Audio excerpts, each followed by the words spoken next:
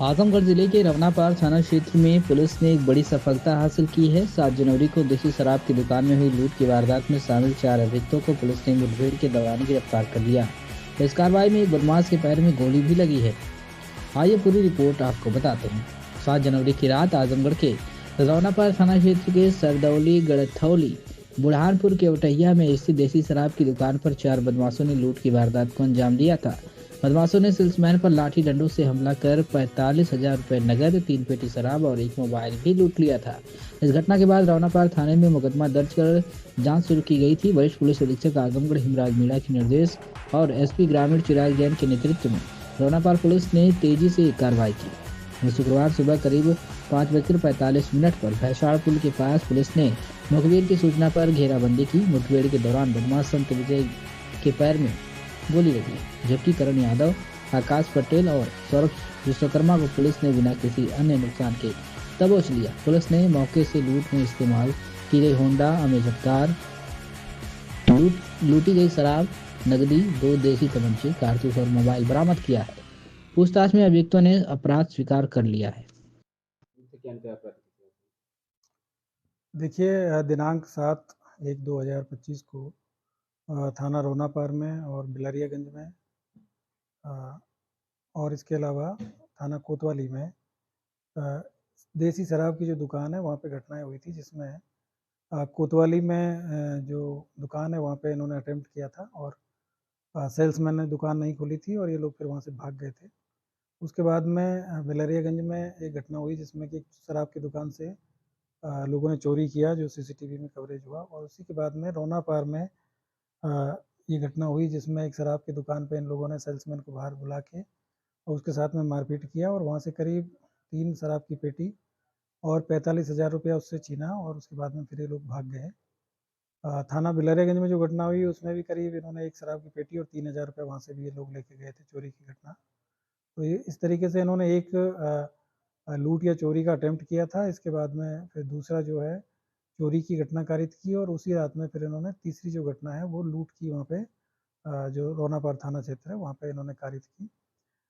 इसी पे SPRA और वहाँ के क्षेत्राधिकारी और थाना प्रभारियों की टीम बना के हम लोगों ने सीसीटीवी और अन्य जो साक्ष्य उसके आधार पे लगातार इनकी निगरानी की जा रही थी। आज रात्रि में एक होंडा अमेज गाड़ी जो कि उस घटना में भी शामिल थी, वो ट्रैक हुई और उसके बाद में उसको रोकने का प्रयास किया गया, जिसमें इनके द्वारा जो पुलिस टीम है उस पर फायर किया गया और उसी पर जवाबी कार्रवाई में एक जो अभियुक्त है संत रंजन, इसके पैर में गोली लगी है और इसके अलावा बाकी इनमें 3 जो साथी हैं उनको गिरफ्तार किया गया। गाड़ी भी इनके पास से बरामद हुई है। इनके पास से 2 315 बोर के जो तमंचे और 2 खोखा कारतूस मिले हैं। एक होंडा अमेज गाड़ी मिली है और करीब उस जो घटना में जो लूटा है वो 22,500 रुपया और 2 मोबाइल इनके पास से बरामद हुए हैं।